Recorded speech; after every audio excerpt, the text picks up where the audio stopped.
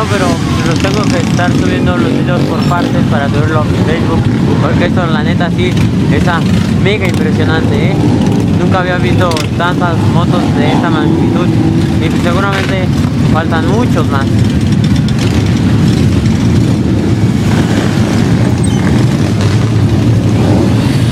Pero pues esto le están dando la vuelta a Reforma, bueno, van por todo Reforma, por López.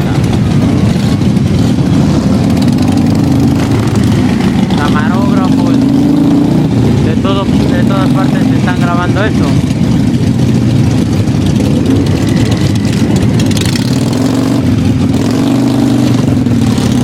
Esto pues claramente también aparece en televisión.